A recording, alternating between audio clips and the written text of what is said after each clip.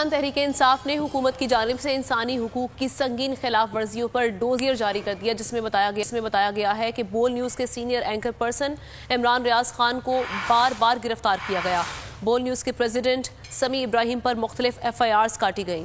बोल न्यूज़ के bureau chief Islamabad Siddique जान के खिलाफ FIR कटी और उन्हें अगवा कर लिया गया। बोल न्यूज़ के senior anchor person Jameel Farooqui को हिरासत में लेकर तशद्दुद का निशाना बनाया गया। वाहिद न्यूज़ चैनल मालिक शुएब शेख को भी गिरफ्तार किया गया। झूठे कस्टम केसेस डाले गए, FBR के ऑडिट खोले गए, पेमरा के लाइसेंस मनसूख किए गए, सिक्योरिटी क्लियरेंस खत्म की गई। इसके अलावा PTI के रहनुमाओं के खिलाफ इंसानी हुकूक की खिलाफ वर्जियाँ भी डोजियर में शामिल हैं। PTI के रहनुमा शहबाज गिल को दहशत गर्दों की तरह गिरफ्तार किया गया, तशद्दुद का निशाना बनाया गया। बुजुर्ग रहनुमा आजम स्वाति पर केसेस बनाकर कैद में रखा गया। शेख रशीद को अदालतों की ठोकरें खाना पड़ी। PTI के कारकुन जिल्ले शाह को तशद्दुद करके कत्ल कर दिया गया, जबकि अजहर मशवानी को दिन दिहाड़े अगवा करके गायब कर दिया गया।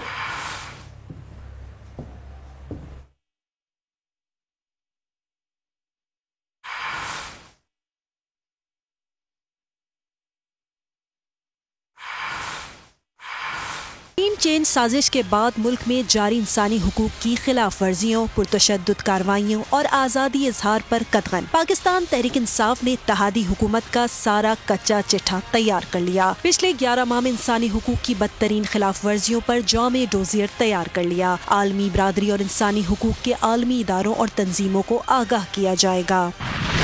डोजियर में रियासती पुरतशद्दुद वाक़यात, जबर, कारकुनान की गिरफ्तारियां, अगवा, घरों पर छापे, मुल्क के नामवर सहाफ़ियों पर तशद्दुद, मुतअद्दिद संगीन मुकदमात का इंदराज और मीडिया पर दबाव, ब्लैकआउट की कार्रवाइयों की तफसीलात दर्ज हैं। इमरान खान पर कातिलाना हमलों की तमाम तफसीलात सबूतों और तस्वीर के साथ मौजूद है।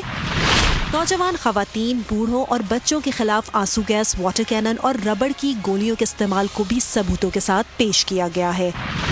अरशद शरीफ और कारकुन जिल्ले शाह के कत्ल से मुतालिक भी तफसीलात दर्ज हैं। मौजूद जजेस और उनके खानदानों को तज़हीक आमिज़ मुहिम के तहत निशाना बनाए जाने के वाक़यात भी डोजियर का हिस्सा हैं। तो नजर आ रहा है सामने लिखा हुआ है जुल्म मिटने के लिए 2 चीजों से मिटेगा भाई।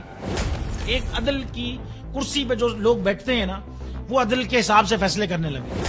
दूसरा, कौम निकल खड़ी उस जुल्म के खिलाफ, तो जुल्म खत्म हो जाएगा। या इन दोनों में से कोई एक चीज हो जाए या दोनों हो जाए। अगर 420 का मुकदमा था, उस वक्त अदलिया में जो लोग बैठे हुए केस देख रहे थे, वो पूछते ना यार चीट हुआ कौन है।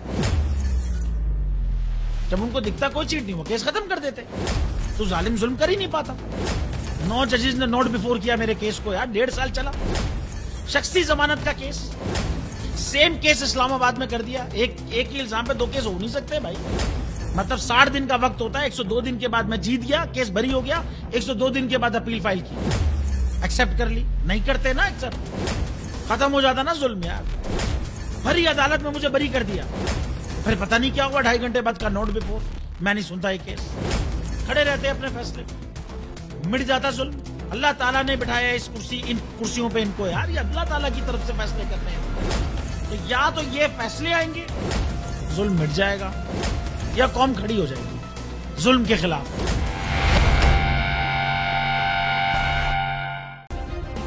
सब्सक्राइब करें और बेल दबाएं ताकि कोई खबर रह न जाए।